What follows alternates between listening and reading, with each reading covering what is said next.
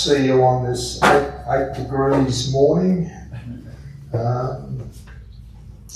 Do we have any visitors? Any anniversaries or birthdays? No.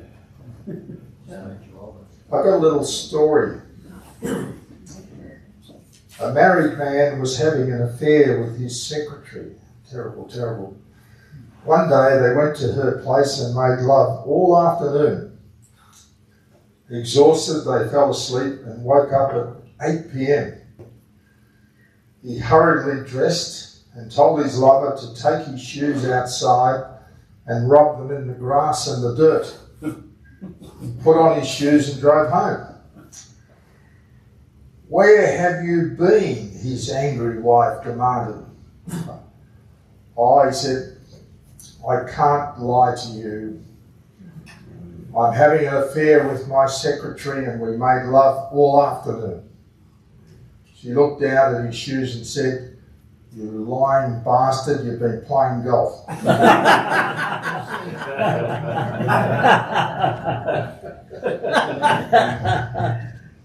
All right, well, first of all, I just want to say a few words about the upcoming events that we've got.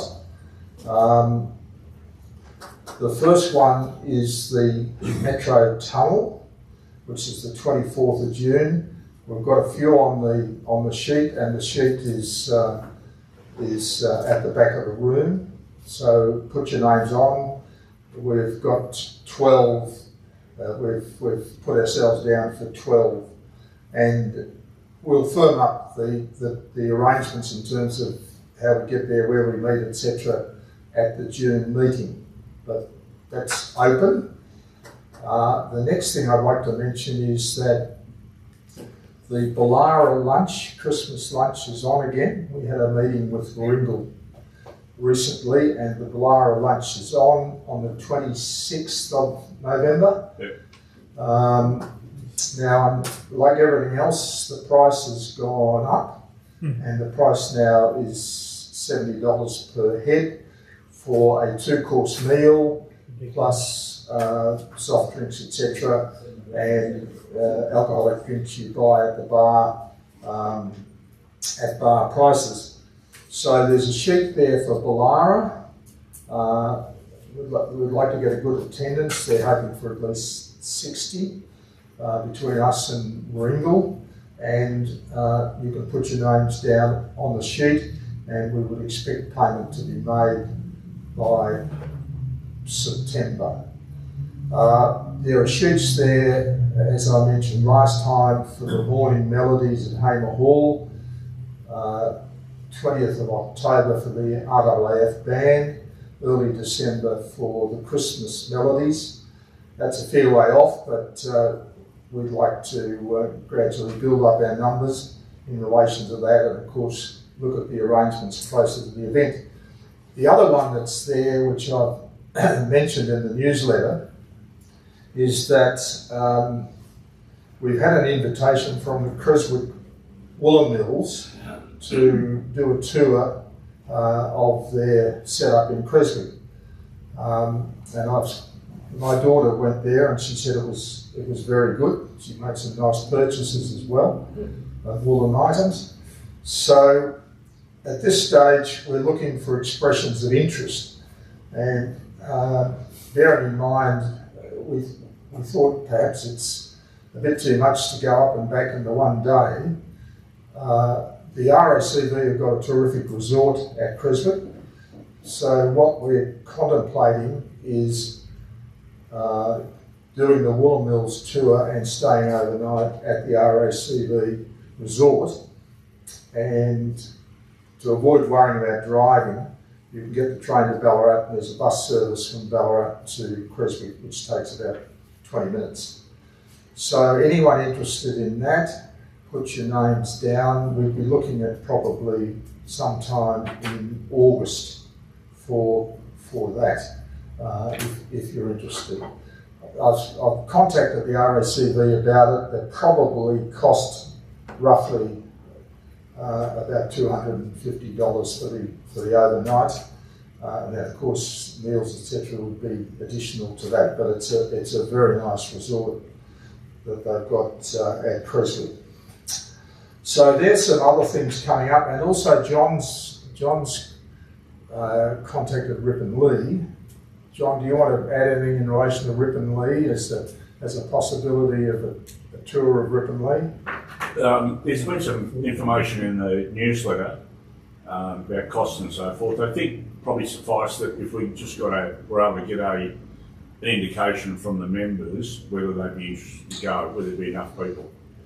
I think parking down there could be an issue, but it'd be good to know from the members whether it's worth pursuing, that's all. Okay, well they can let you know, eh? Yeah, they can let me know. Yeah, okay, because John's sort of organising that, so if we get enough it could be worthwhile.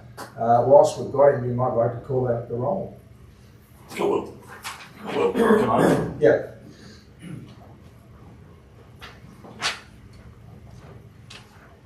Okay. Glasses. Actually, I'll do it from here. Okay. Good morning, everybody. Yeah, roll call. So, poll position: Rob Adams, Dr. Peter Bedford. Apology. I think you've been an apology. Thank you. Noel Benson. The very man. He's an apology. His apology. Yep. Thank you. Bruce the webmaster, Bazak. Yes. Ted Breer. Present. Philip Carter. Michael Doherty. Apology. Thank you. Len Edwards. Apology for that.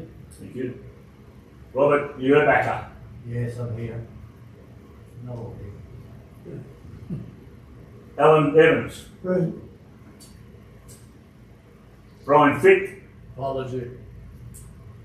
Mick Francis is an apology, as I imagine Noel Griffith would be. Frank Henning. Present. Morning, Frank. Bob Hill. Present.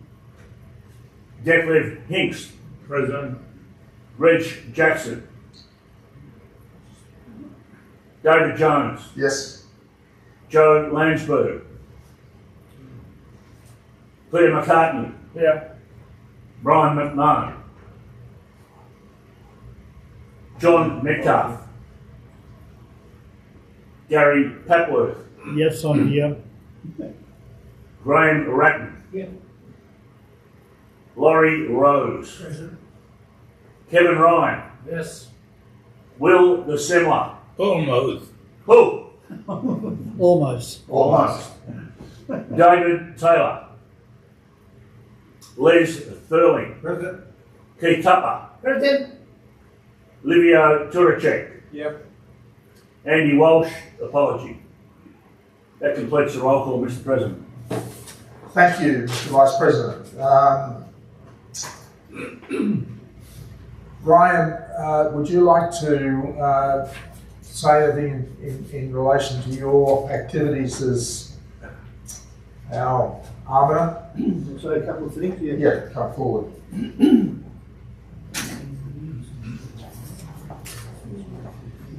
There are a number of our, good morning gentlemen. Morning, Brian. There's a number of our people facing battles at the moment. Brian Fitz been mentioned. He's now Eva Tilley, I think, is that right? Eva Tilley. Yeah. And he's having problems with his locomotion, which is sort of being addressed in various ways at the moment, but we're not certain about how that's going. Peter Bedford is unwell.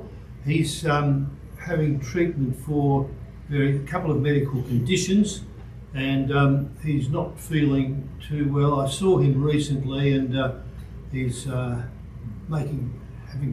a hard time. Len Edwards has got a number of medical problems, and he's out of commission at the moment. So we've got three people who are quite unwell at the minute. Thank you. Thanks, Brian. Just one sec. Our very careful Treasurer Kevin Ryan. Kev, how are we going with our subscriptions? Well, first of all, let me say that in the bank we've got $1,684 at the moment. Subscriptions are coming in slowly. However, there's nobody here that I need to look at, need to glare at, because all who are here have paid. We've only got 23 people who have paid, and we've already paid 34 people to South Pacific. So there's still another dozen or so that we need. Whether we're going to get them all, I don't know. Apart from that, nothing much to report. As I said, we've paid $680 to Grover South Pacific. That's $20 per member, for and we've paid the $500 deposit to the Lara for the Christmas lunch. Okay, thanks, Kev. All right. Well, it's pleasing that those that are here are paid up members of the organisation, and hopefully the others will gradually put their money in so that we can maintain our solvency, which our Treasurer is looking after very carefully. What I'd like to just, Peter McCartney is going to give us a Members' Corner shortly, and Ron Farrel, our guest speaker, is here. It was good Ron came along early, and he's going to tell us about what's happening with insurance, which we're all interested in because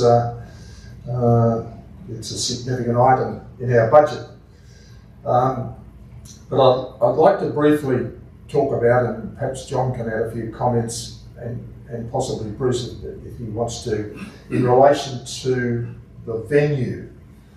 Now, Bruce sent out a survey with the newsletter focusing on the views of our members with respect to this venue, because obviously it's relevant in looking at a possible change to make an assessment, well, what do we think about this venue? Bruce, what sort of response have we had? It's about 50%? 45. 45%. Okay. And I mean, it is important to get as much feedback as we can about this venue. And if anyone here hasn't already completed the survey, I'd urge them to do so, and they could possibly, Bruce, before they left today, complete it on a computer here. Yeah, well, maybe I can say something. Yeah, okay, Bruce can explain that. So he can talk more about the survey. He also has made a visit to Blue Cross, had a look at the situation, and particularly looked at the IT side. And John has also had further discussions with them in relation to particularly the meal arrangements. And what I said in my President's message possibly is not quite correct in terms of us being able to access the lunch that the residents have. That doesn't look as though that would be the case, but they could do something in terms of sandwiches and hot finger food and that sort of thing with respect to those arrangements. So, John, would you just like to add to that, and then Bruce can also add to what he's been doing. What I think the committees want to do is get as much feedback as possible, consider this at our next meeting. Warringal have also raised with us the possibility that we could use the facility that they've got at Warringal, where there's no car parking problems, etc. And it could be available on our meeting day. Their meeting day is different to ours. So that's also an option that we could explore. but it is a bit dependent on what everyone thinks about here. I mean, everyone thinks this is the best thing since sliced bread. You might think, well, why bother spending time going elsewhere? Well, one of the reasons we've looked elsewhere is because although there are good things about here, there are also drawbacks. And one example is this morning, in the sense that we can't get in here till 10 o'clock, whereas previously our meeting structure was to start the meeting at 9:30 and then have a coffee break about 10 and then move into the members' corner and the guest speaker. Now that's just not feasible here because we can't get in here till 10. And also there's a bit involved in setting up, and Graham found this morning the urn wasn't on and that sort of stuff. So that's a limitation that we've got here. It's on the first floor, whereas with Blue Cross we've got access at any time we like, but there's some issues with Blue Cross, particularly in relation to parking, that have to be considered. So there are pros and cons both ways, but the advantage of the survey is it'll give us good feedback from our members about what they feel in relation to this venue and what degree of satisfaction they got with this venue. John, what would you like to add? Oh no, look, I just add that it's important to get everybody's opinion so we can make an informed decision. Not terribly good if we got half the number of people who can tell us what they'd like, and then we make a decision and that half of people say, well, why didn't you do this, why didn't you do that? It just doesn't work that way. Originally David and I went down, we spoke with a lady, her name's Karen, and she was very accommodating and said, look, we can use the facility without fee. We were endeavouring to try and find out what they could do for a meal, and at the time, about that time, she went away on 2 weeks leave. I then went back for another look myself, and I spoke to a woman at the front counter who said, look, no reason why your members can't follow the residents' main meal, choice of 2 meals and a dessert and so forth. I think it was about $15. Yeah, $15. And I thought, well, that's great, mate, have a glass of beer, have a glass of wine. I thought, well, that's pretty good. I passed it on to David, and that became part of the newsletter. When Karen came back from leave, she said, no, just hold things steady for a bit. You won't be able to do that straight off the bat. We'll just see how things go for the first few meetings. First few meetings, we can give you some cut sandwiches, some party pies, party sausage rolls, that sort of thing, for $13. You can arrive early. You can pay for a coffee, cup of coffee, I think it was $3. There's some cake there and so forth. Look, we probably all know where this facility is. As I say, it's expansive, there's no stairs. They've got 2 rooms there. The Griffin room would not accommodate us, but the other room, I think David and I think that might work for us. I think Bruce has got reservations about that. Has a lectern. The audio facility, I made a note that it seems okay, but Bruce would probably need to check that, and I think he has been there. No fees. We can start earlier. We can start at 9:30. And as I say, if we were to go there at the moment, we'd probably go to get cut sandwiches and small bites for $13. As David, and I spoke with Graham and I spoke with Bruce, I mean, parking I think is the big ticket item. That's one of the cons as opposed to the pros. We could use a drop-off right out the front for those who could be dropped off. That'd be terrific. However, there's 4-hour parking probably within 100 to 200 metres in Beatty Street off Waterdale Road. And there's a street behind Blue Cross. So, look, there'd be a bit of walking involved for those who are challenged. That's not ideal. There's a petrol station across the road. David spoke to effectively the manager there, young bloke. He was good, and we'd probably be able to get 5 cars on a good day, probably 5 cars in there. and probably what would be a small fee. We haven't discussed what that fee might be because we haven't made the decision to go there, so it's sort of a bit premature to do all that. I don't know if there's anything else I can say, Dave. No, I think that covers it. John, Bruce, would you like to add something in terms of just what's that called, mate? Yep. Just a sound check first of all. Can you hear me through this mic? Just, Yeah. Is it okay? Yeah. Because last time it wasn't, so that's just a sound check. My concern, I don't want to add anything to what David or John has said. I've got my own views on what I've seen, but they're inconclusive. I can't make a conclusion based on what I've seen because I need to go back and check things further. So it's inconclusive from the point of view of should we, shouldn't we be considering that as a venue. My concern this morning is to ensure that we get the best possible result in terms of member feedback about this place. As I said before, 45% response is not really all that great, I don't think. So I really want to encourage members, if there are any amongst this audience who haven't completed the survey, to do so. And one option is to do it right here and now in this room. I've got it available online and we can do it via this PC. It takes no more than 2 minutes to do. So if anybody hasn't done it, and I know there is one member who hasn't because he can't. And if he would come and see me afterwards, he can't because he doesn't have email. If he would come and see me afterwards, he will have done it before he leaves this room.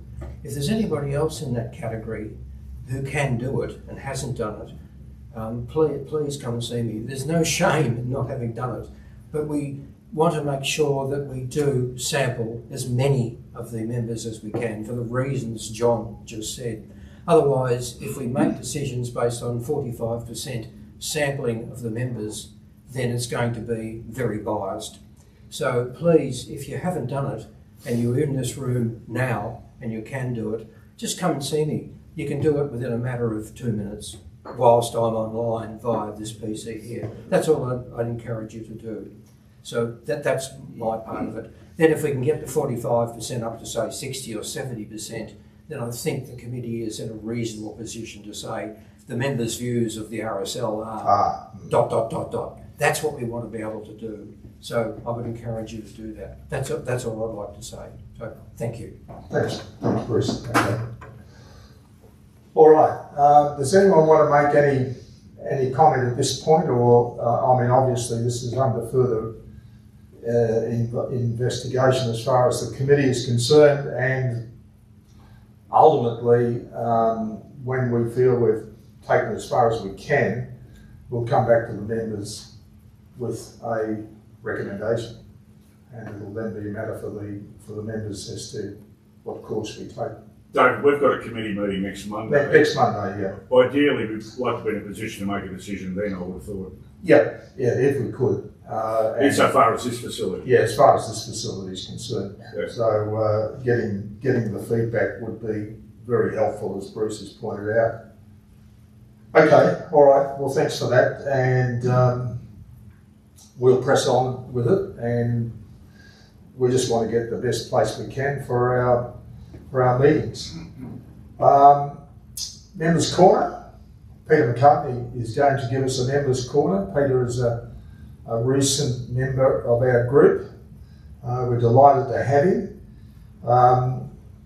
He indicated on his application that he had an involvement in IT technology. I think he's going to talk a little bit about that. Also has an interest in cycling. So he may talk about cycling, I'm not sure, but I think it's more IT. But we're very grateful to Peter for being prepared to come and tell us a little bit about his story. Once we've concluded with Peter, Kevin, you've got a sing-along this morning? Okay, we'll have a sing-along, and then as I said, our guest speaker Ron Farrel is here, and he'll follow with a presentation to us about all the ins and outs of insurance. Peter, would you like to come forward? Yep. For those who are interested, Susan Lee is the leader of the church. Susan Lee? Yeah. Okay. That was expected, I think. Pete, I think we'll get this on you. Yeah. Yeah. Get that on your lapel. And also Will's. We've got two. Can you get that one? This is for Will. That's for Will. It's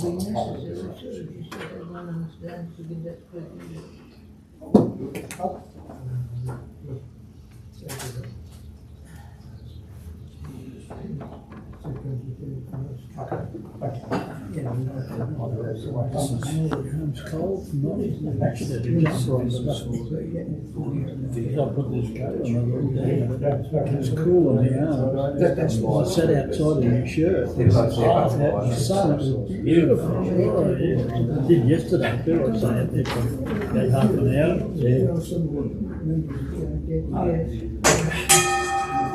Good morning, everybody.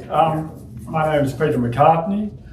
I'm 78 years old. I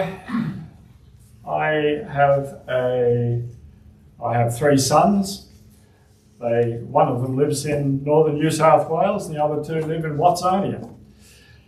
And also three grandchildren, which are still tiny, and they're running around, causing havoc when they come over to our place. I live in Eaglemont, not far away. I've lived there for 40 years with Jan, my wife, and we enjoy living there. It's sort of close to everything, so that's great. Now, for more than 40 years, I worked in information technology, and I started off without meaning to work in information technology. It was one of those things where I just sort of fell into it, really. I guess if you talk to a lot of people in info tech, like me, my age, they will tell you the same story. It was just, there weren't the science courses at university and such in those days to cater for that technology, which was new. Anyway, I left school early. I left school at 15, which was sort of, people went to tech schools and things usually from secondary school around about that age. Well, I didn't. I didn't like school. I didn't sort of get on with the teachers, I suppose, very well, or they didn't communicate with me very well. Anyway, at 15, my father used to work for the Postmaster General's Department, and he was a technician there for a long time. Then he worked in the engineering division. And anyway, he said, look, you've got to have some sort of a career ahead of you. You've got to go back to school eventually and get some qualifications. And I said, well, at 15, I didn't know what life held for me. So anyway, I worked in the PMG when I left school as a sort of like a clerical officer, at the GPO in Elizabeth Street. So I worked there for about a year, and of course it was okay, but I didn't really like it that much. It didn't interest me. So anyway, I saw that there was a job going with the Department of Army in Albert Park, in the barracks. And if you've ever seen them, they're gone now, but they were wooden two-storey blocks, like weatherboard blocks of buildings. And they housed administrative staff. They weren't places where the army personnel could sleep or, hang out after hours. It was just an administrative thing. And the whole place was set up or conceived by General Douglas MacArthur during the First and Second World War, where he thought rather than just use Victoria Barracks in St Kilda Road and other places, for the administration of the war effort, or wars, that he had built something purpose-built. Anyway, there were about 3,500 people there. Now, because at the time, everything was done manually, like, of course, you know, like army numbers, people's names, equipment and all that was just written down and passed from place to place. It took a long time. Anyway, where I worked, I went down there and they said, what would you like to do? And I said, well, I like mechanical things, or, you know, technical things. I used to build radios at home, you know, what do you call them? Little transistor radios and things. Or before that, they used crystals. Crystal sets, that's what I'm after. And I told the senior clerk, he said, well, there's a position going in a place called the Machine Data Processing Centre. And it might be up your alley. Anyway, it certainly was. I went there and it was mainly dealing in punch cards and machinery which sorted them, collated them, printed out the results, and those printed results used to be passed around to the relevant people. Anyway, this place had a computer, and it was called an IC2, National Computers and Tabulators Treble 5, and it was a valve-driven device, just like a radio was in the old days, you know, and the valves acted like transistors, on and off, or off, and they had punch card input, which I believe, and punch card output. The output used to be printed off and still handed around to people. So that's the type of work that I was involved with. So we would sort these punch cards, and maybe there was, depending on how many people in the army at the time, 30,000 I think. And the cards needed to be sorted on, you know, say, the person's name, which might be, you know, 13 characters long. So you have to sort them, running through the machines, you know, 13 times. And you might have 30,000 cards through the machine 13 times. So the cards would wear out. And eventually, halfway through your sort process, and it might take 2 or 3 weeks to sort these things, you know, 8-hour days. The cards would wear out and crash the machine all the time, so you had to reproduce the cards, put them through, yeah, again and again and again.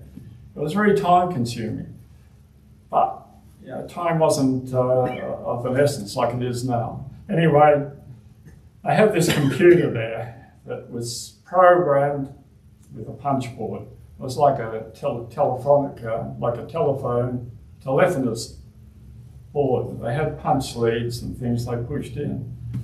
And that's how they programmed it. Anyway, I stayed at the Department of Army working with these punch cards, and eventually the machine, the computer they had, was upgraded to one that had magnetic tapes. So all these punch cards, they still used them at the time, was put onto magnetic tape, so you wouldn't matter if you dropped the cards because they were on the tape, you know. So that made things much quicker. So anyway, Department of Army was a great place to work because I was like a surfer on a wave, you know. I got washed along with the technology at the time. And I eventually moved from there, like a lot of people, my colleagues and my peers, they moved with me, or before me or after me, to other places that had more sophisticated computer equipment. And they're usually a government department because they're the only ones that can afford to have this computerized technology. So we started off with what's called as automatic data processing. And it wasn't until the 70s that IT, information technology, entered the vernacular, you know, and everybody was talking about it, and everybody wanted people like me who had background, even though I didn't have a university degree as such. I was trained in the use of and the operation and understood how these computer systems work. So I was in demand, people like me. So I moved from the Department of Army and Department of Social services, printing out pension checks and all that sort of thing, using computerised technology. And, everybody wanted to work for or work on equipment was made by IBM. That was the Holy Grail. And they came into the EDP or the information technology rather late in the bit, say in the 70s, like in Melbourne anyway. So I worked with IBM and followed any government department and was promoted to work on these different machines and I went from place to place, social services, and then I went to the Department of Repatriation across the road. I worked at the Heidelberg Repat Hospital on an IBM machine there that ran a database for patients, that were there and all the information relating to them. So I worked there for a while, but because it was a small concern, I thought I'll try the State Electricity Commission. And they were looking for somebody who was an expert, like I was at the time, in IBM technology, and so I went there. It was probably one of the better moves that I've made. The State Electricity Commission had a great ethos, if you like. They had, a lot of electrical engineers who were, knew everything about the transmission of data, as well as, other things to turn switches off and on, and control stations and all that sort of stuff. So the SEC had its own network from Latrobe Valley up to the main centre in William Street in the city. Monash House, I think it was called. Anyway, I worked there and got a lot of experience, much, just through being close to all these experts in their fields, that to do with transferring data and such. So that's when I rubbed shoulders with different equipment to like routers. You probably heard the term. The routers were like the traffic cop, saying with this data, this piece of information, this packet of information goes to this network or to this device, and that's what they did. So I became, trained extensively in the use of routers and hubs and such.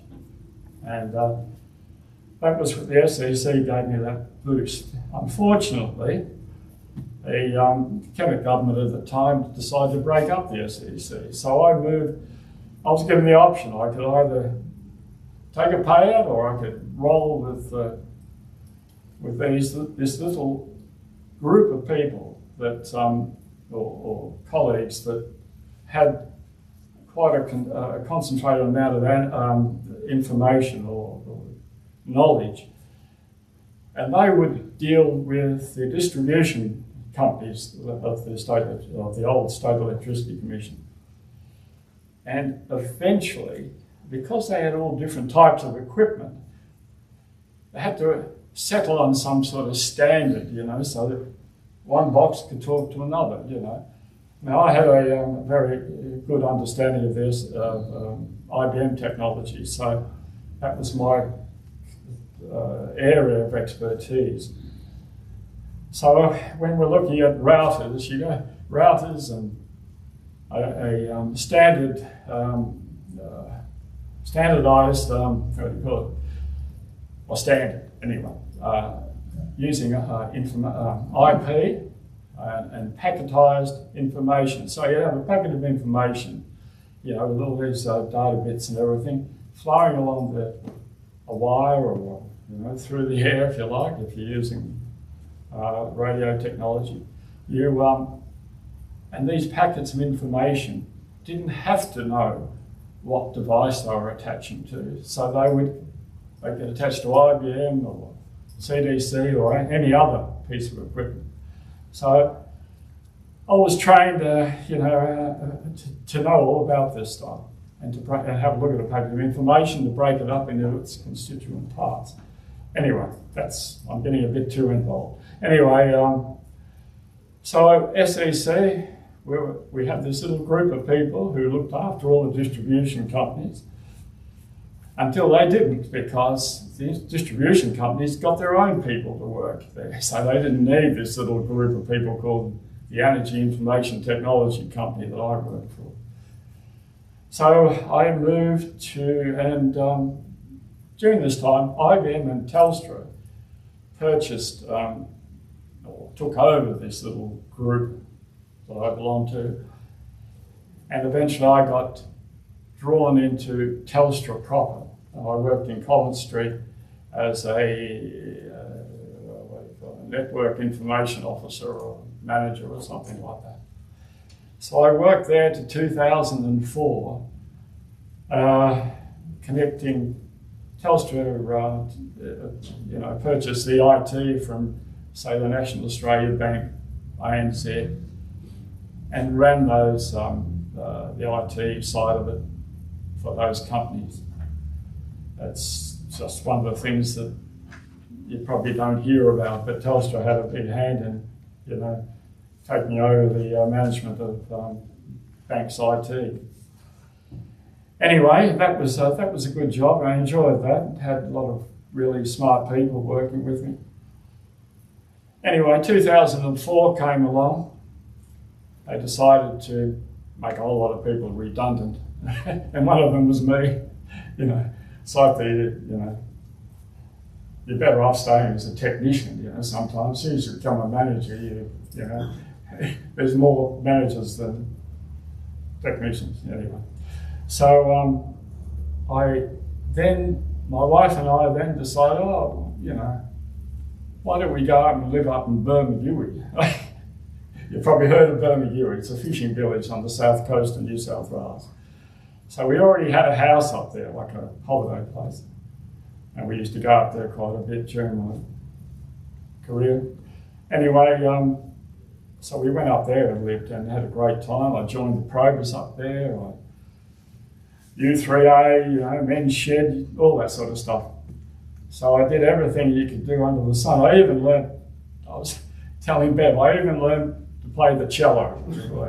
Never touched a musical instrument in my life, but a friend up there was an instrument maker, and he made these cellos, and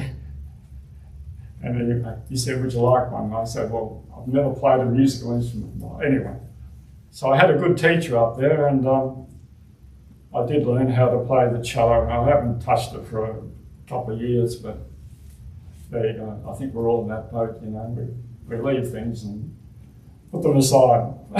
I'll have to take it up again. Anyway, I also enjoy bike riding, and that's when I was bike riding, I had a heart attack, last year.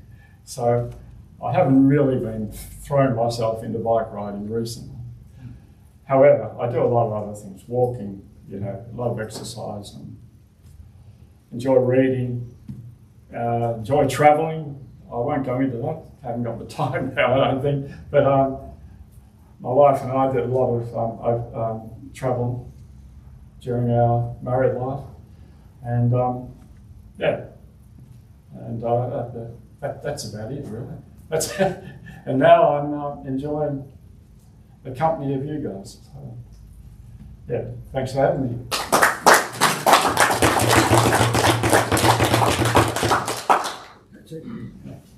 Thanks, Peter. Okay, Kev, do you want to get set up? Yep. Great.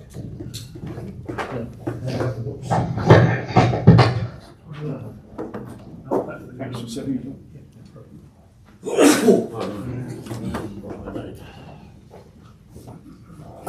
Just put it on mute.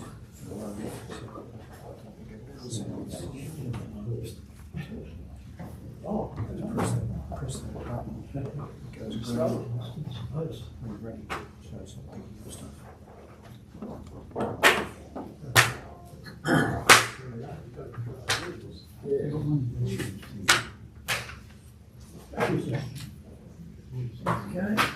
Okay.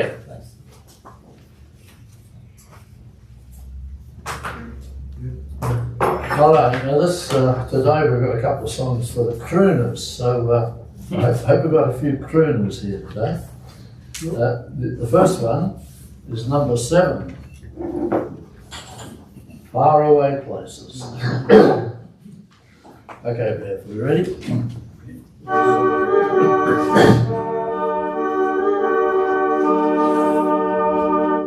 Far away places with strange sunny names, far away over the sea. Those far away places with strange sounding names are calling me. Going to China or maybe Siam, I want to see for myself those faraway places I've been reading about in a book that I took from the shelf. I start getting restless whenever I hear the whistle of a train. I pray for the day I can get on the train and look for those castles in Spain. They call me a dreamer, or maybe I am, but I know that I'm learning to see those faraway places with the strange sounding names calling me. Next one's number 13. Another dream song. Another Bev.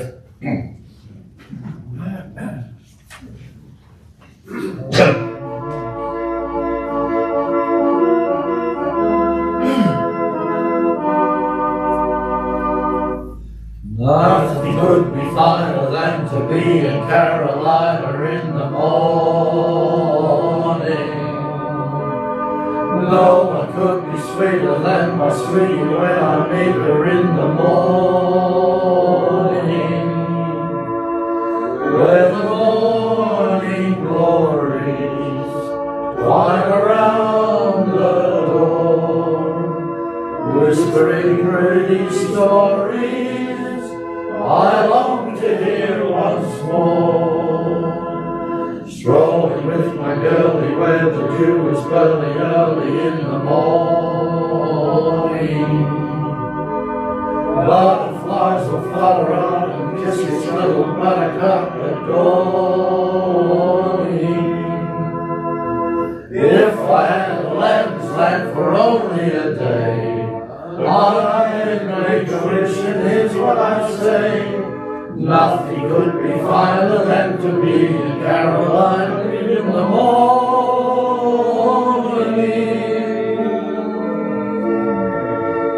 Righto, third one, final one.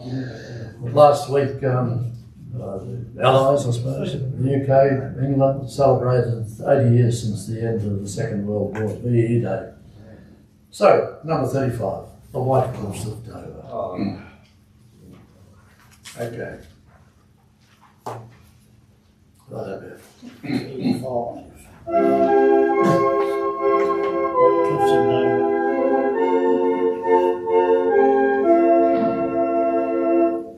There'll be bluebirds over the white cliffs of Dover tomorrow, just you wait and see.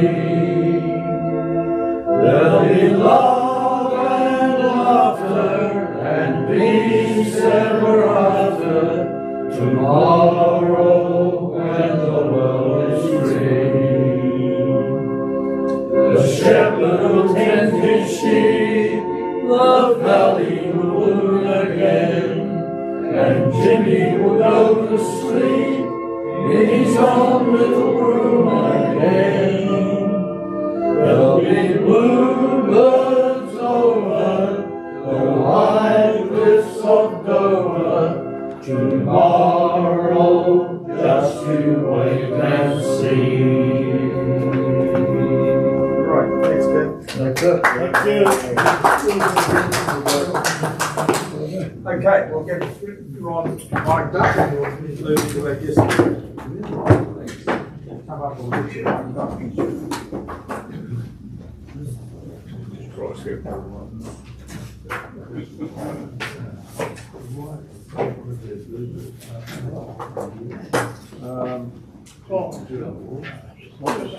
Just come up. Just watch those calls.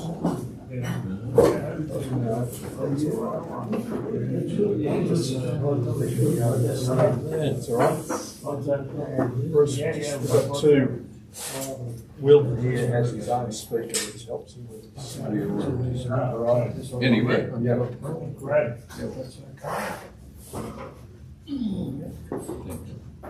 This one is for the audio, Yes. video. This is for centenarian. So, just put it on your shirt. Good, yeah. Okay, Okay, good. thanks. All right, guys. No. Because you can put it in the top of you.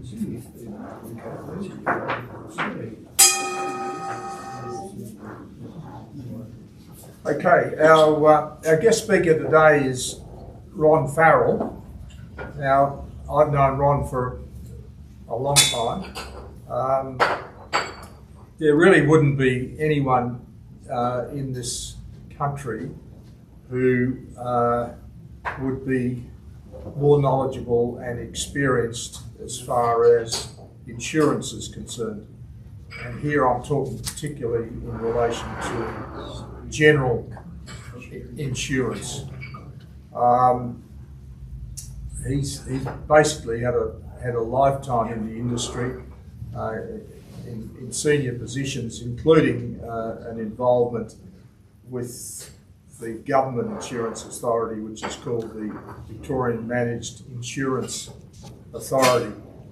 I think we're all conscious of the fact that, firstly, insurance is necessary, particularly in relation to our homes, contents, etc., and perhaps motor cars, and those that have been in professional life are aware of the need for professional liability insurance.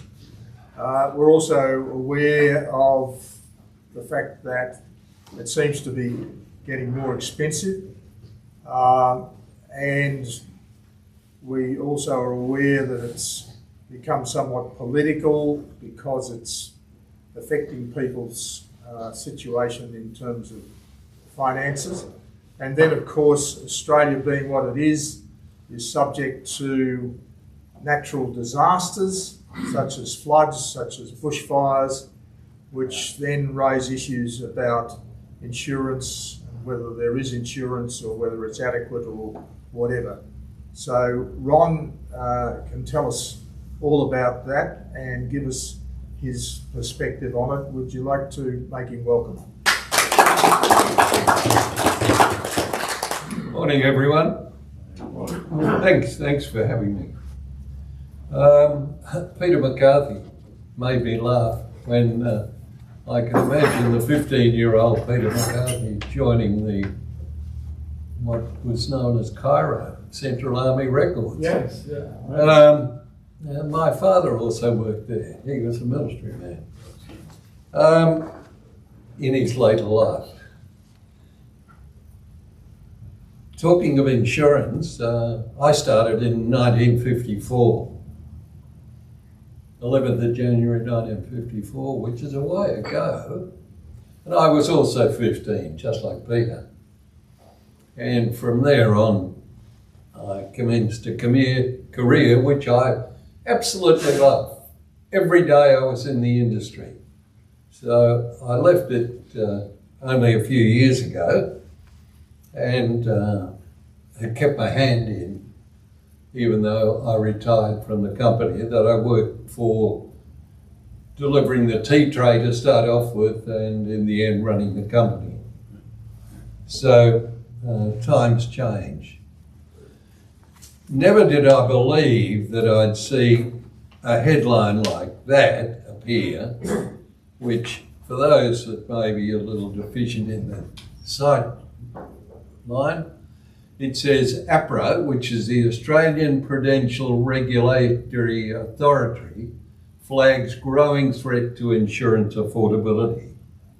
I didn't ever imagine I'd see that. Then I saw this little report, which I printed out, which says rising cost and unavailability of insurance.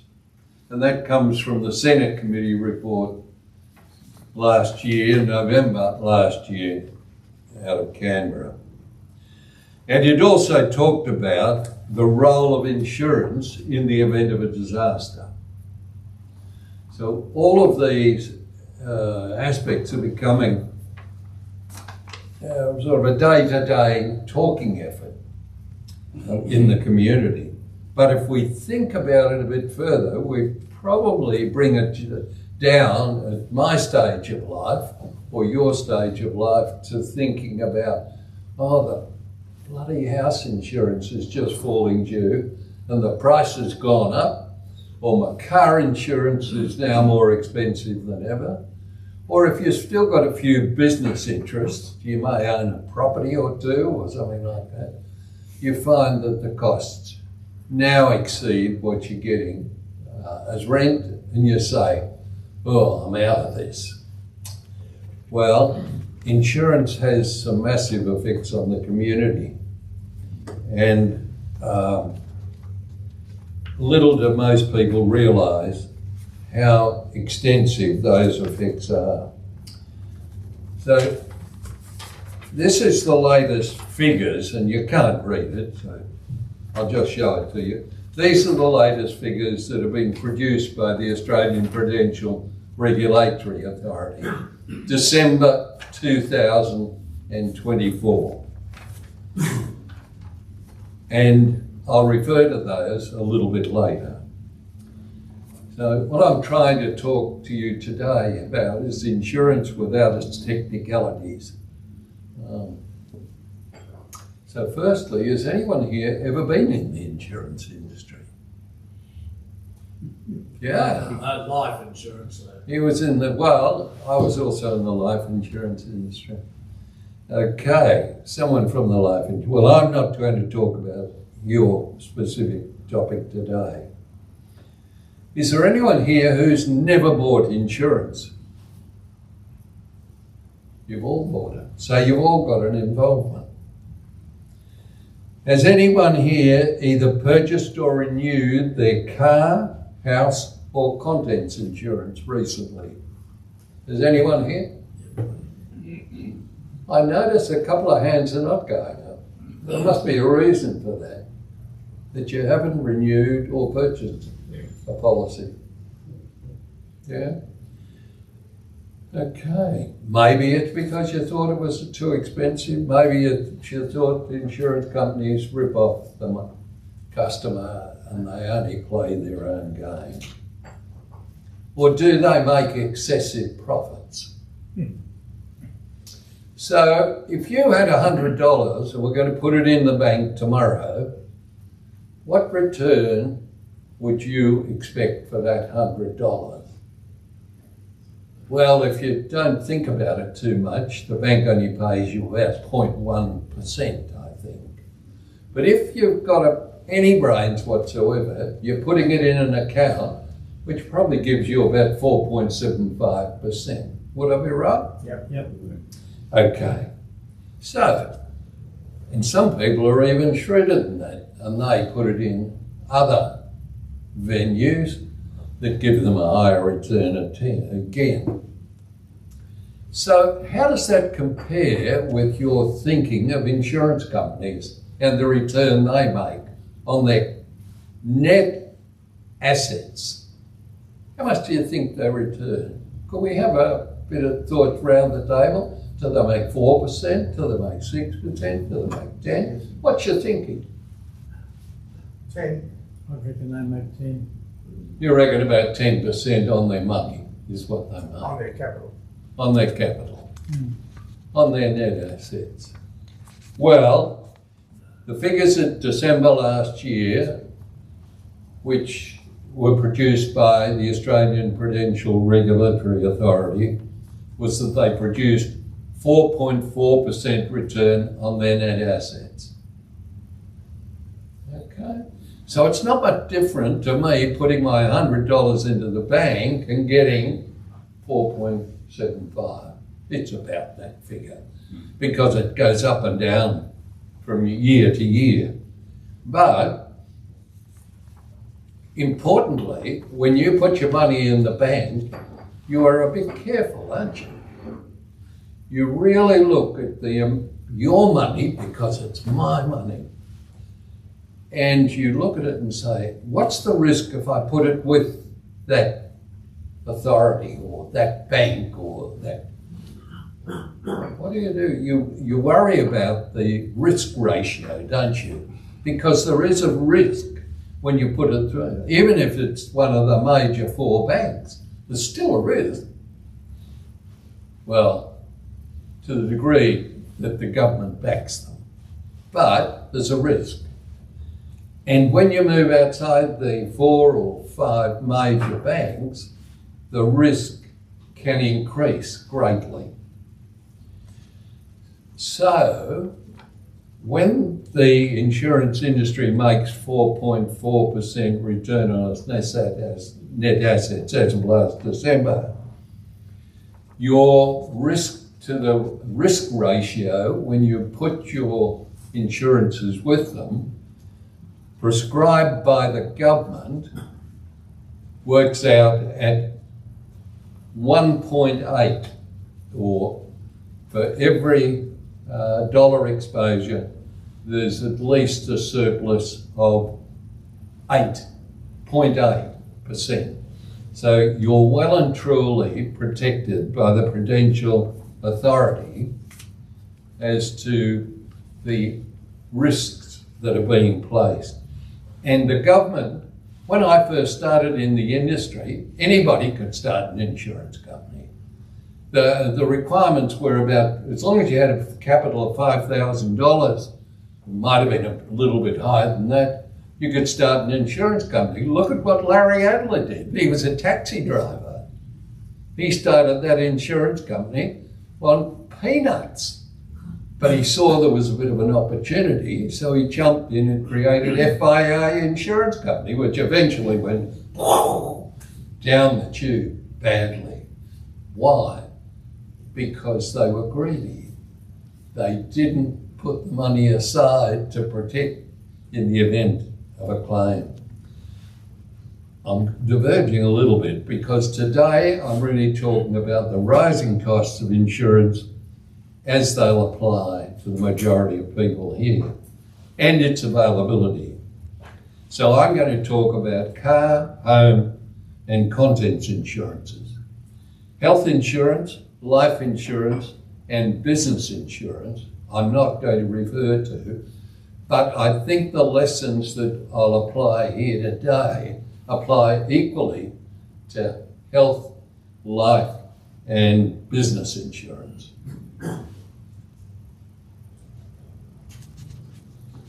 And the reason I'm doing that is because of the community ramifications, the wide community ramifications that apply to those 3 types of business. It's all bad news.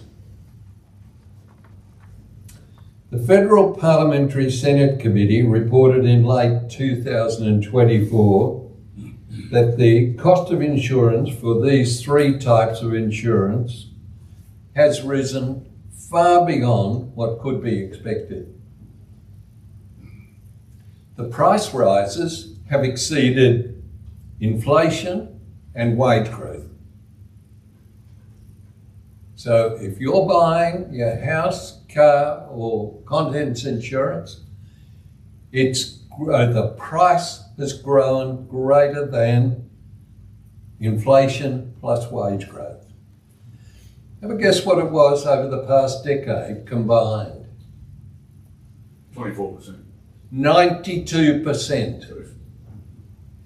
92% over the past decade, and in recent years it's been 16% increase year on year.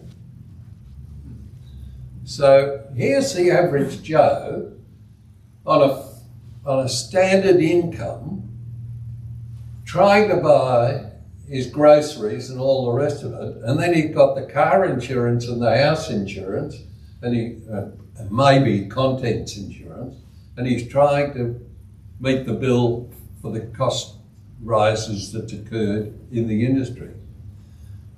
But let's go back to the industry. What I said before is, remember what the industry was making as a return on its net assets, 4.4%. It wasn't as if these most massive price increases have arisen and the insurers are creaming it off. It's not. It's because the costs have risen. The Australian Institute of Actuaries estimates that 15%, that's 1.6 million of the Australian population, or Australian households, were experiencing insurance affordability stress, and about 5% of these had mortgages.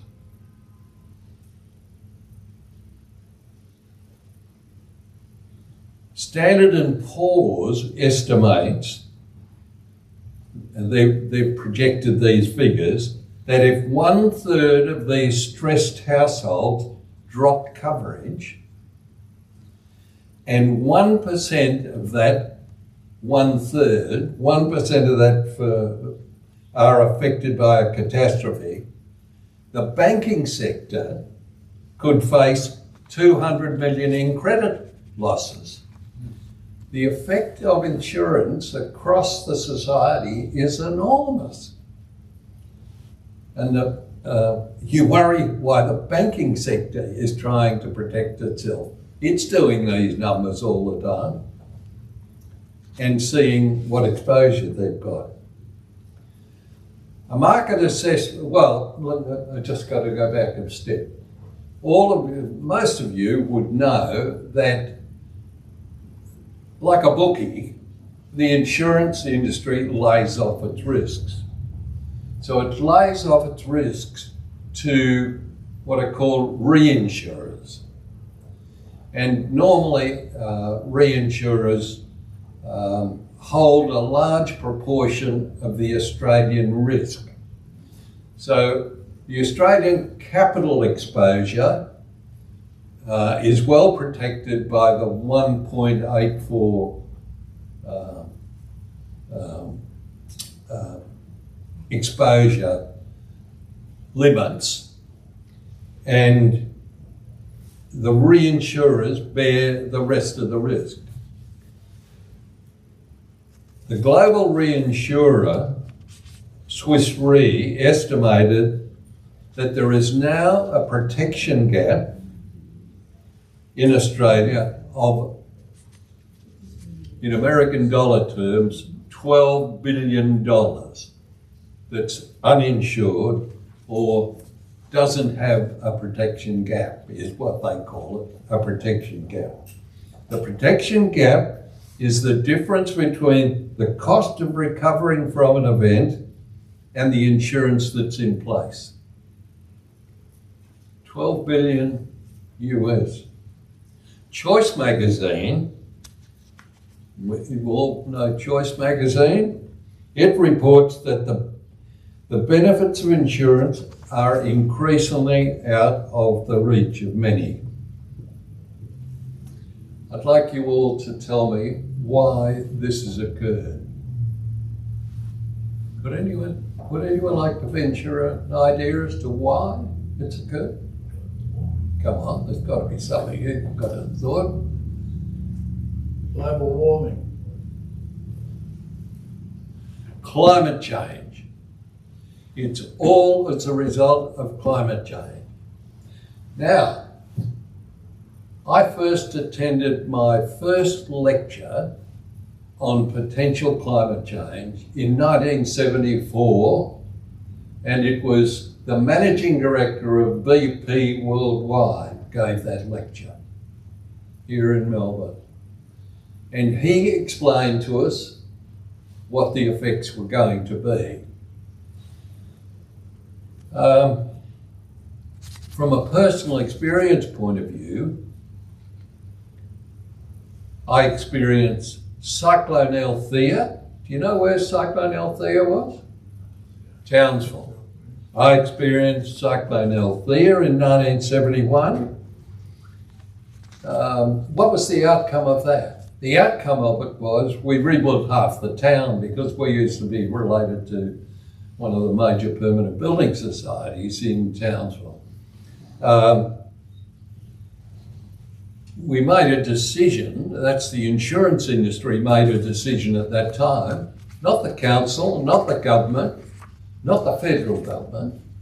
We made a decision at that time that if we were repairing any houses in Townsville, and this is in 1971, remember, that we weren't going to just rebuild them as they were prior to the cyclone. I think the winds got up to 240 kilometres an hour. A lot of flat roofs, so they were blowing all the flat roofs off. The old houses that were built in 1890, they all survived. But the ones that were built in more modern times, the roofs disappeared.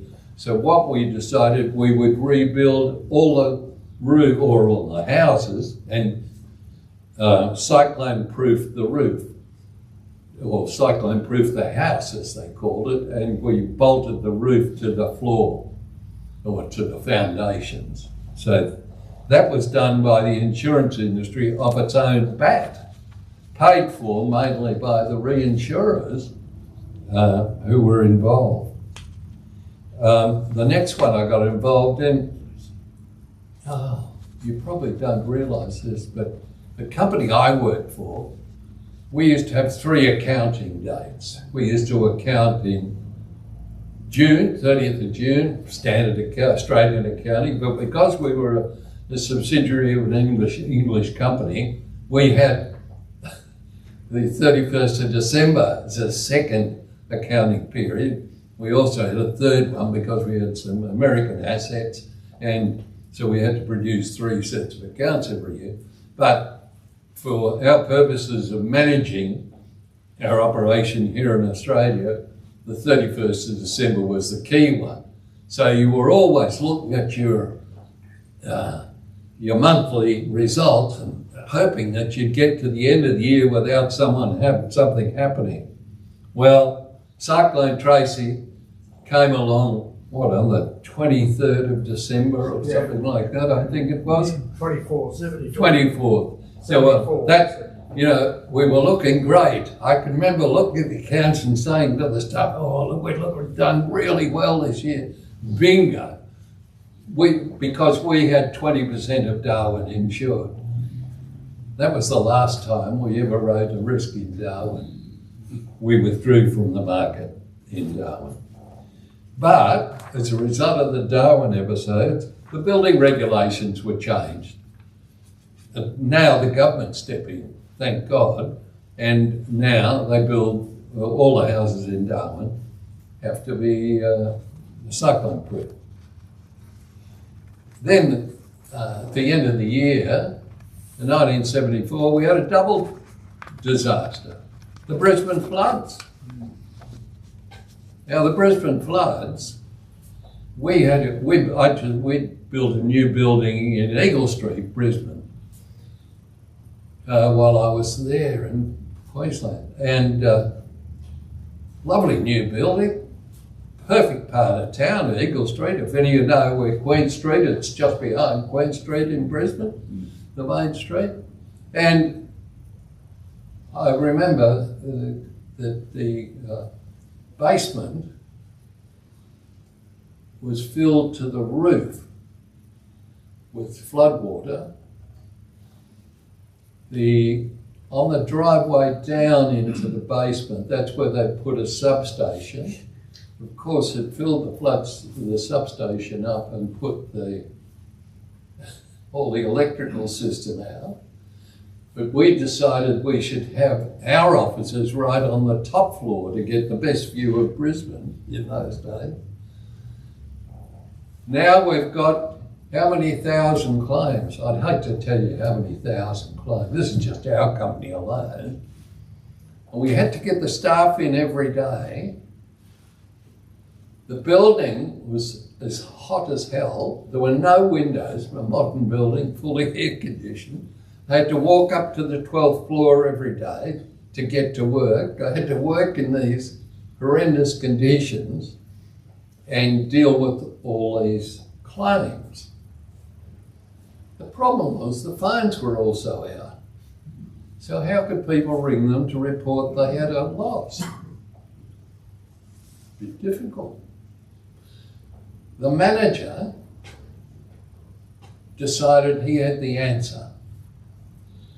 So he initiated a system of flags up on the roof. You might think this is a joke. This is true. He initiated a system of flags on the roof where a red flag was not covered, a green flag was covered, a yellow flag was maybe covered, or I don't know exactly what.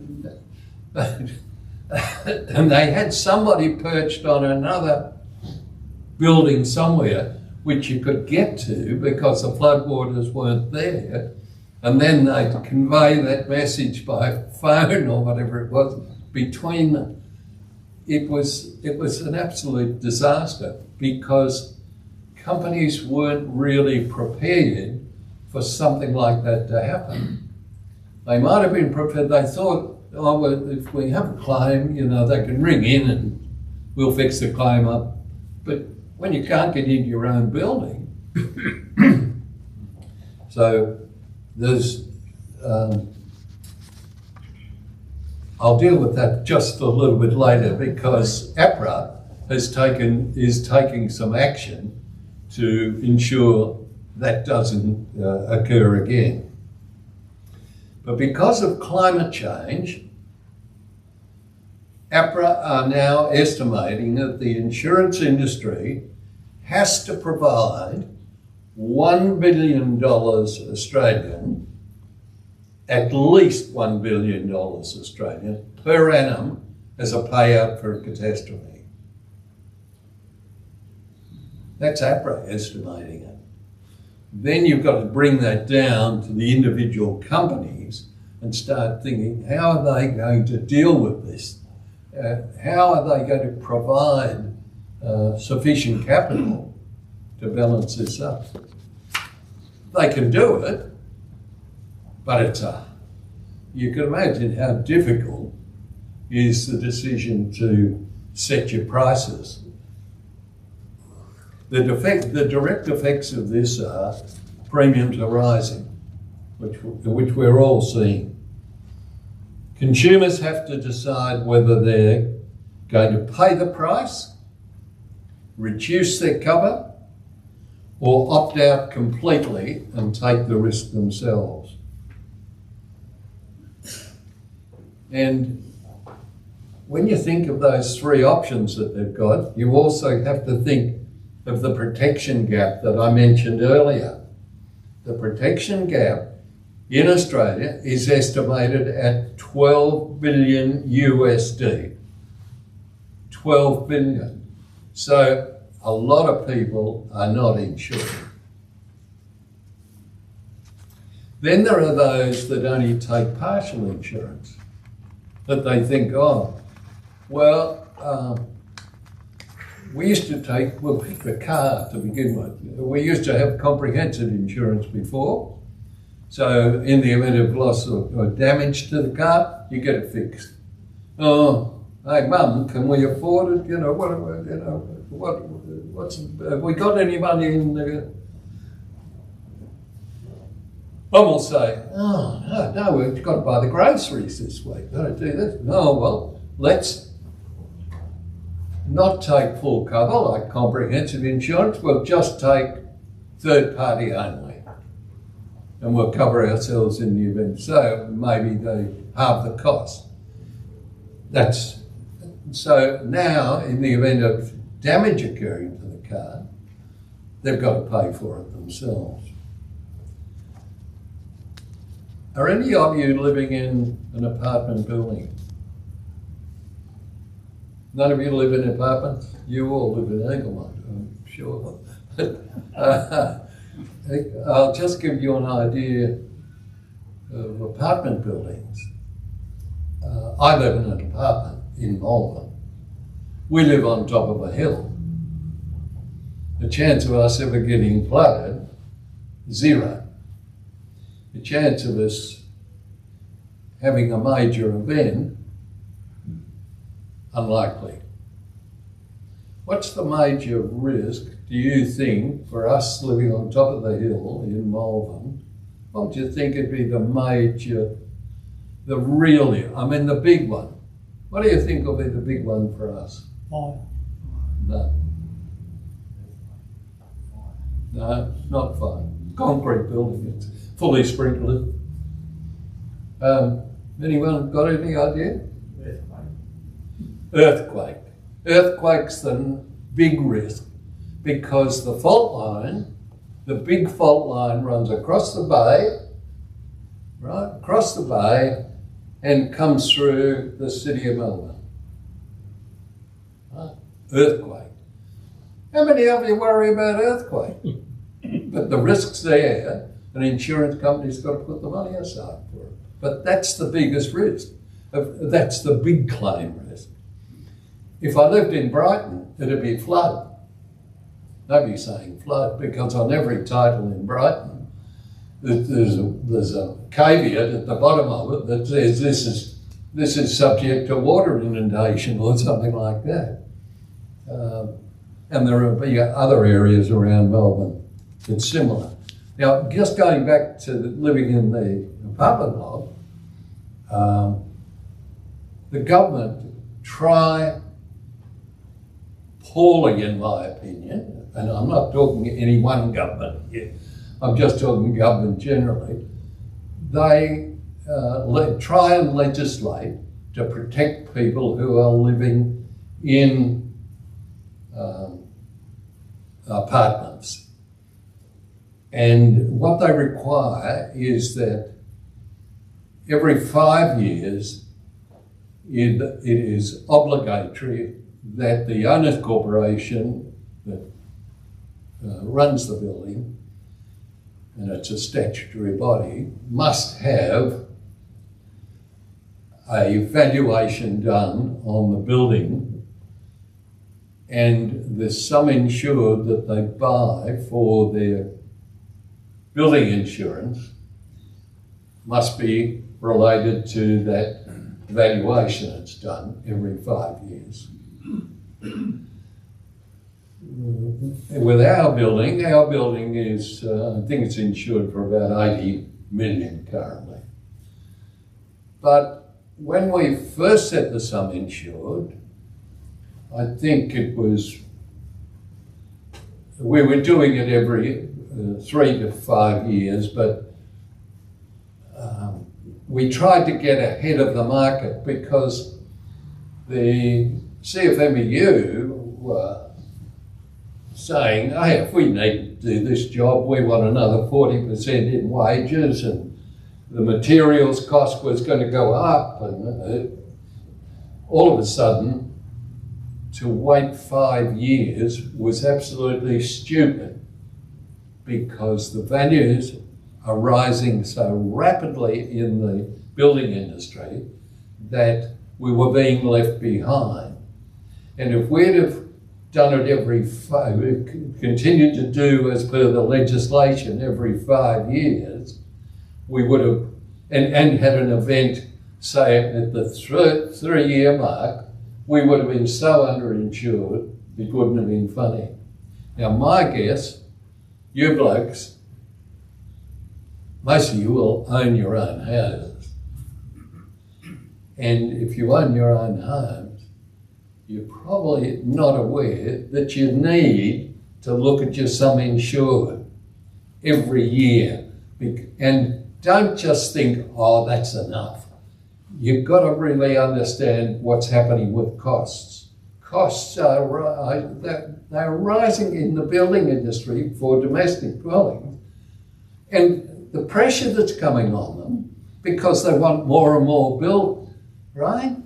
So the builders are able to say, well, yeah, we can do the job, Mr. Government, we'll build you another 10,000 houses, but the prices, the pressure's just going to be on because the labour costs and materials costs are going up. But anyway, so consumers continue to scream, don't they? And I can understand why they're screaming. They're seeing it's out of control. And then you get governments that are saying, oh, well, we understand the board of the Flemington Racecourse, the VRC, I suppose it is. We understand that they really need protection for their assets because we want to run the Melbourne Cup nicely and have flowers and all the rest of it. And it's a real important thing for Melbourne. Yes, we'll let you build the wall. So what do? They built the wall around the Maribyrnong to protect the racecourse. They forgot the people are on the other side of the river. Hey? They forgot the people. So they're those people on the other side of the river. The water's up to here in their bedrooms. Okay? How are they going to get insurance next year? They may get paid out this year if they had flood insurance cover. I hope the hell they have. But how are they going to get, it's an insurance company going to step in and say, oh, we'll insure you next year? I'm not.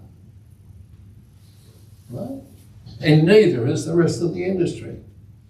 So, pick another example. Pick some low-lying land. You're the developer. This is cheap. I bought some low-lying land, but oh, no, don't forget about the low. We'll drain it a bit here. We'll drain it. And now we can sell it. And we'll sell it for the standard price. We won't reduce it because it gets wet every now and again. No, off we go with the development. The development happens. Everybody's in their nice little homes that are now on 400 square metres, not like Eaglemont, where they're on 800 or 900 or 1,000 square metres. They're on 400, so they're all tightly jammed in now. The next thing, a flood comes along. They wonder what's happened? So they then look to their insurance company to say, we need to get insurance for this. Well, insurers have all of a sudden got smart, and they're saying, oh, but that land is subject to inundation. Oh. How are they going to provide protection? Oh, the bank comes along and the bank says, we won't give you a mortgage without your insurance.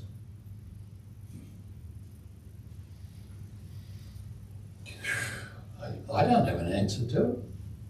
But I think somewhere along the line, the government definitely got a responsibility to say, you can't develop that land. No? But they need the land. They need to do it. Right. If cover is offered at all, premium costs are seen as prohibited and unaffordable by most people. Let's jump to car insurance. Car insurance has a lot to do with the reduction or the building of cars, has to do with a lot of ideas about the reduction in greenhouse gases. So how did they start approaching that? The first thing they did in my car they put an exhaust system in that modified the gases that came out, and I think they reduced the lead content in the petrol that was in the car being used, and subsequently there's a greater emphasis on safety, and now we've moved to electric cars. We haven't all moved to electric cars, but 20% of the market, I think they're hoping, will move. But all these changes that took place because of climate change to your cars has cost you. And you don't realise that what's happening is those costs that went into changing those cars is reflected in greater claims payouts, both in the event of a total loss or even a damage loss, and having to pay more for it. So,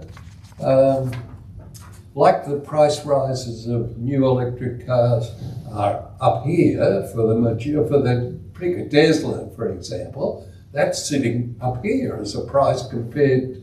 This probably $20,000 difference is my guess, and that's reflected also in the insurance premium. So now it all sounds like a tale of woe. Unfortunately, I'm not coming here today to give you great news, because now I'm going to face you with the problem of deciding which insurer you'll go with. Well, to make it easy for yourselves, go to an insurance broker and put the responsibility on him to go to the right person or the right insurer. But if you go to do it yourself, which my guess 80 to 90% of the people do, you've now got to look at the policy offerings of the insurer. So, here am I, someone that's been in the industry since 1954, theoretically would be able to read all a policy document and all the rest. Do I read it? Do I read it? No. Just haven't got time. I got other things that are better. As you get older, you want to enjoy yourself. You don't want to spend time reading the policy wordings. But unless you read the policy wordings, you are not going to understand what you're going to get paid for in the event of a claim.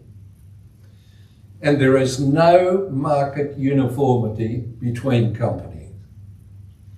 Why is there no market uniformity?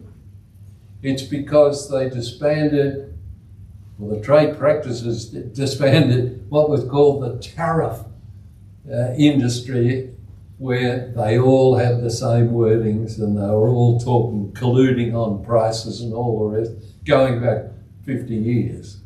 But that disappeared.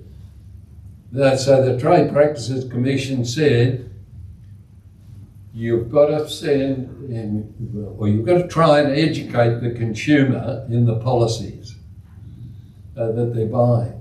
So to do that, you need to produce these booklets that come out with your insurance policy. So you get this pile of paper every renewal or when you buy a new policy, and you've got to read it to understand it, to understand whether you're going with the right company or not, or whether they're giving you the protection that you really expect you're going to get.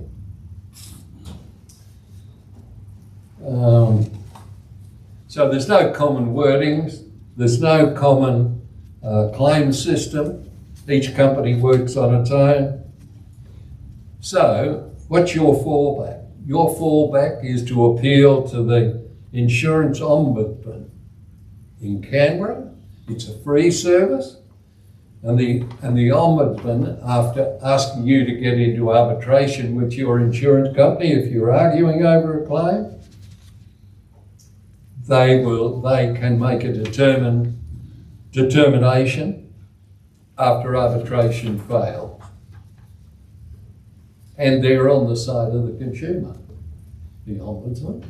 But he's normally very impartial.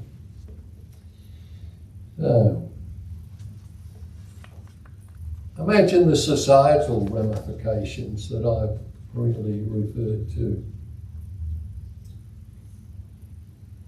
And you realise that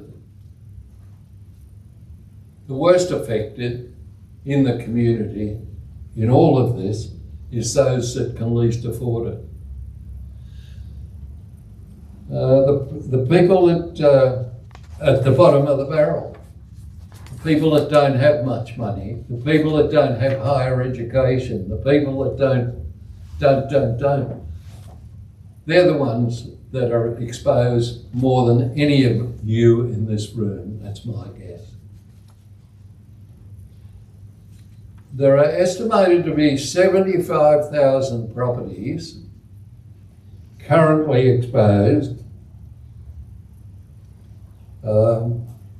to risks that are starting to become either partially insurable or uninsurable.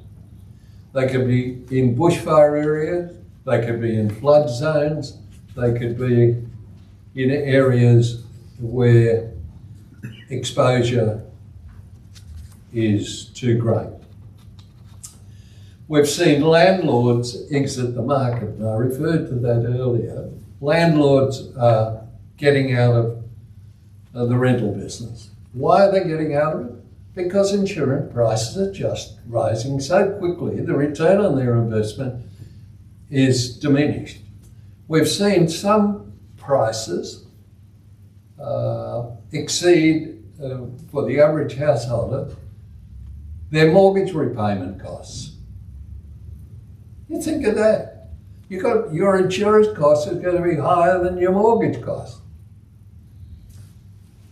Example one, $2,000 2 years ago, renewal for the house. Next year, $4,000. Oh, we can just squeeze the 4,000. Next year, this year, $20,000. How would you like to be in that situation? Well, but that's what's happened. No wonder the Senate committee is meeting. No wonder the insurance industry is having to have a solid look at itself. But there's got to be a way around it. There's got to be a way to fix it. Because if we don't fix it, the exposure to the society from a major disaster, if uninsurance is, normal, society is going to be badly affected. You know, a lot of people nowadays live in what they call, euphemistically, residential parks. So in other words, they're in what I used to call a caravan, in a caravan park. Now, the further up the coast you get, where the weather gets better, a lot of people live in caravan parks. And I think even in the outer suburbs of Melbourne, we find that to be the case. Most of those caravan parks are built in areas near watercourses of one form or another. 90% of them went underwater during the last floods up in northern New South Wales, Queensland. Can they get insurance? What would you think? Not now. So insurance has been denied to them.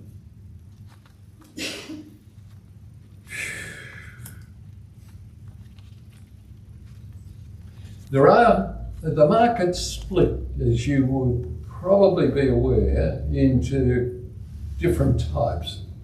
So some insurers decide they will go for a specific segment of the market. And I'll give you two examples. The first example I'll give you is Shannon's. Have anyone heard of Shannon's? Yeah. Insurance company? Yeah. Okay. Well, Shannon's are looking to write a segment of the market and their prices are better if you can conform to their rules. Their rules might be you've got an antique car or you've got a classic car or something like that, and it's going to be limited in their mileage. It'll do any 1 year. It'll only go out for club outings and stuff like that. They specialise in that. Well, what they do is they take a part of the market out from the big pool, don't they, as a result. So the higher risks are still in the big pool. Right. So the better risks are in this, get cheaper prices, but the bigger pool doesn't get the benefit of having their premiums in the big pool. Another one would be pensioners insurance company. You've all probably heard of them because you've probably looked at putting your health insurance with them. And they've been a good deal on the price, and the coverage they provide is good. But again, they're a specialist market. I remember we tried, well, my company tried to take them over years ago. And I remember just to give you an idea how good the business was, at that stage, the claims payout for every $100 the insurance company received was $38. It was good business. Even if you paid 20% commission. Right, so the people that are being most exposed with all of this are renters, retirees, socially disadvantaged, or lower literacy people. And so what am I going to give you as learnings from all this? Firstly, I'd say, understand your policy and do read it. That's the first one. And secondly, I'd say that the consumer legislation, which was introduced by Justice Kirby all those years ago, caused insurers to nearly have apoplexy, I suppose. But as a result of that work, there was great effort made to improve the knowledge of insurance buyers. So insurance companies started producing all these booklets that you get nowadays to tell you all about your insurance policies. My guess, the insurance companies have spent over $1 billion on those booklets. $1 billion. You might think, well, I see you're exaggerating. I reckon that's an underestimate. So the insurance company has spent it, and how much benefit have the consumers got from it? Because the Senate committee had so many complaints being made to them about lack of knowledge. APRA's comment, the lack of knowledge of consumers, continues. So we've spent all this money, and what have we got as a result of it as a consumer? But your premiums went up because it was added into the cost. I'm quite critical of some of these ideas. The major effect of all of this is that 80% of mortgage holders have home and contents insurance. 23% of public renters have contents insurance. Imagine you were in Lismore. You saw how far Lismore was over the roof, right, when it flooded, for about the 20th time. I had an office in Lismore. I can remember watching the furniture float around in Lismore. And that was in the main street.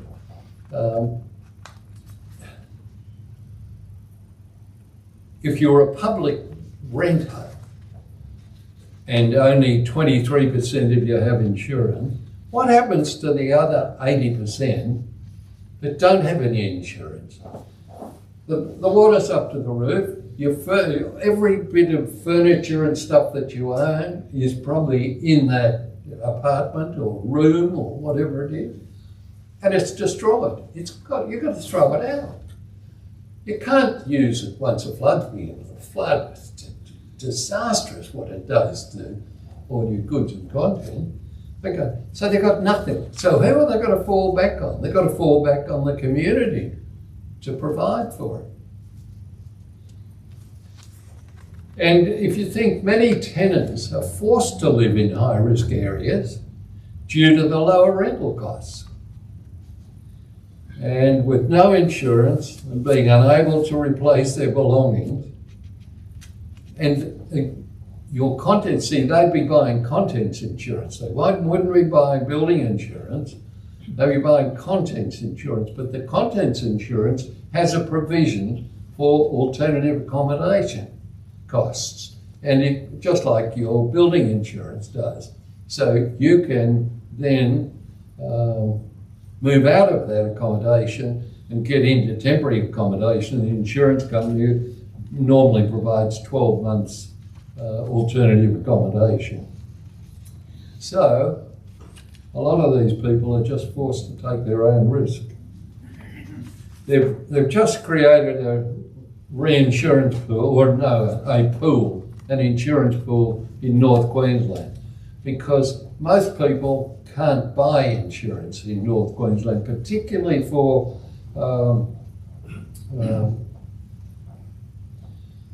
owners corporation type apartments and things of that nature. They just can't get insurance, and we need insurance.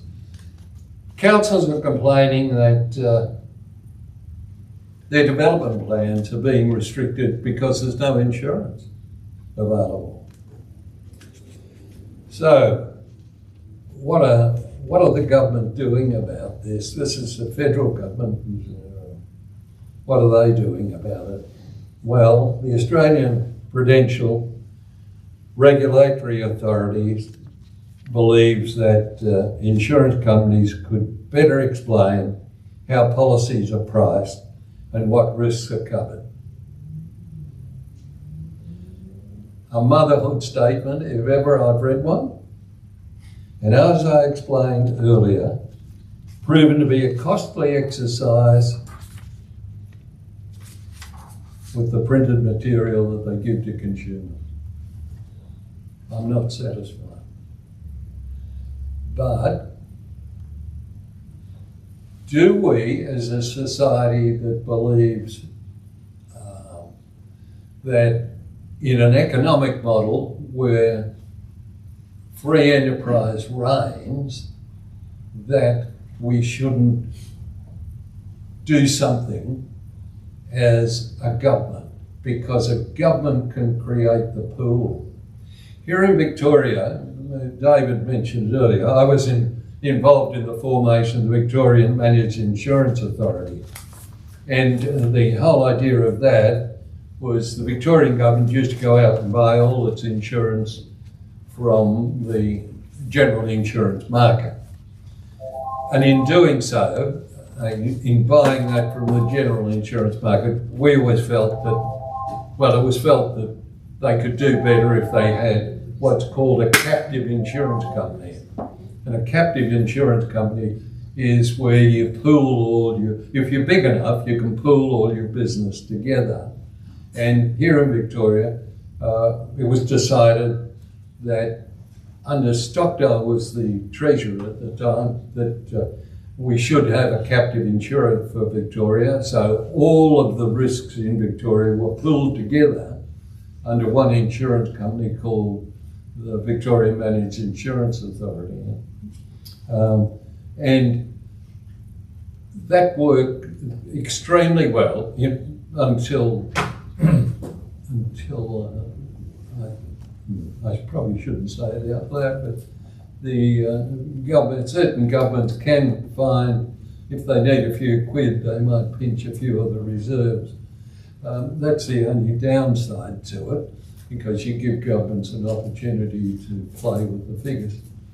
But what happened during the crisis that occurred with public liability insurance that you referred to, David? Public liability insurance, you couldn't even get cover for public liability insurance for your little church tennis club at one stage.